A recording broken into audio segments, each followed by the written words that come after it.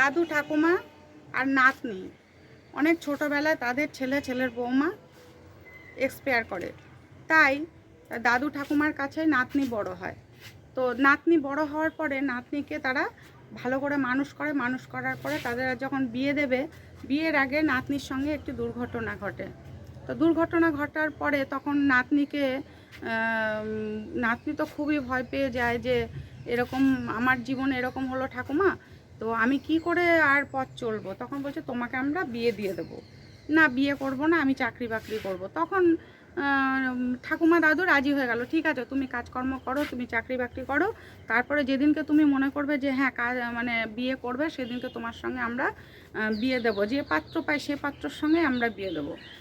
তখন মেয়ে বলল, নাতনি বলল ঠিক আছে ঠাকুমা, আমি বলবো তোমাদেরকে আমার সময় হলে।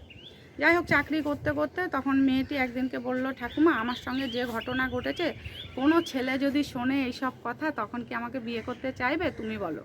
তখন ঠাকুমা বলল, কাউকে আমরা বলবো না, এইসব কথা চেপেই বিয়ে দেবো। কিন্তু মেয়েটি বলে যে আমি যদি কাউকে না বলে বিয়ে করি তাহলে তো সেটা তাকে ঠকানো হবে, তাই না ঠাকুমা? আমি যে ছেলেকেই বিয়ে করি না কেন আমি সমস্ত ঘটনা বলেই বিয়ে করব। তখন ঠাকুমা বলল, ঠিক, তুমি তো বড় হয়েছো, তুমি চাকরি বাকরি করছো, তুমি যেটা ভালো বুঝবে সেটাই করব। তখন ঠাকুমাকে বলে সে একটা সম্বন্ধ এসছে, সম্বন্ধ আসার পরে ছেলেটিও শিক্ষিত, চাকরি করে।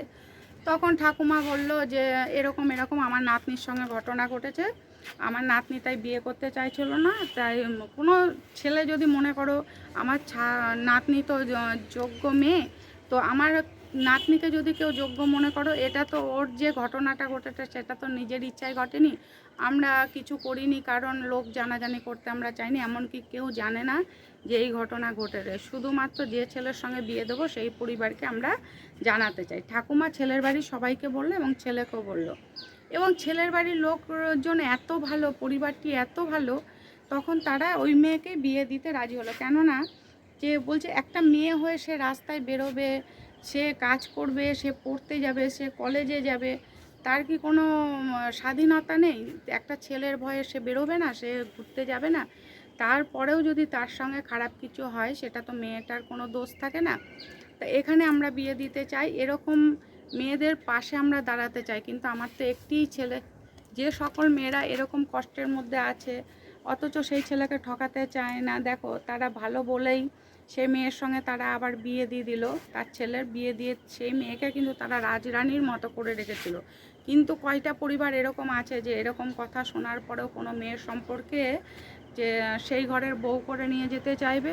কেউ চায় না, তাই না? কোনো বাড়ির মেয়ে ছেলের বাড়িতেই চায় না যে তার বৌমা আগেই কলঙ্কিত, বা সেটা তারা ভাববে কখন, যারা অশিক্ষিত মূর্খ কিছু বোঝে না তারাই ভাববে যে হ্যাঁ মেয়েটার তো কোনো দোষ থাকে না, তাই না? মেয়েটা তো বেরোবে, চলবে, ফিরবে, একটা মেয়ের কি দোষ থাকে? তার তো কাজে বেরোতে হবে, পড়তে যেতে হবে, যে কোনো বাড়ির কেউ অসুস্থ হলে তাকে নিয়ে বেরোতে হবে ডাক্তার দেখানোর জন্য, বা বাজার করা, ঘাট করা, রান্না করা, বান্না করা, সব কিছুই তো তাকে করতে হয়। একটা মেয়েকে কি কম কাজ করতে হয়? তারপরেও যদি সে নির্যাতিত হয়, সে অত্যাচারিত হয়, তাহলে মেয়েদের কপাল খারাপ ছাড়া কি বলা হবে বলো? তাই যে সকল মেয়েরা এরকম নির্যাতিত হয় সেই সকল মেয়েরা ভয় না পেয়ে এগিয়ে যাবে এবং সাহস করে সবাইকে বলবে যে হ্যাঁ এরকম হয়েছে, যে করেছে অন্যায় তার শাস্তি হবে, তা ওই মেয়েটার শাস্তি কেন হবে? তাই যে ঘরে মেয়েটির বিয়ে হয়েছিল তাদেরকে তো অসংখ্য ধন্যবাদ দেওয়া উচিত, যে এরকম জেনে শুনেও তারা যে মেয়েটিকে সংসার করতে নিয়ে গেছে এবং তারা মাথায় করে মেয়েটিকে রেখেছিল, এবং ছেলেটিকেও ভালো বলতে হবে যে এরকম কথা শোনার পরেও তারা মেয়েটিকে তার বউ করে নিয়েছে এবং তাকে যথেষ্ট সম্মান দিয়ে তার ঘরে রেখেছে, সংসার করেছে। তো এই সকল ছেলে মেয়েদেরই তো স্যালুট করা উচিত, তাই না? প্রত্যেকটা ছেলে মেয়ে ভালো থাকুক, সুস্থ থাকুক এবং সবাই সুখে শান্তিতে সংসার করুক, এটাই হচ্ছে আমাদের কাম্য।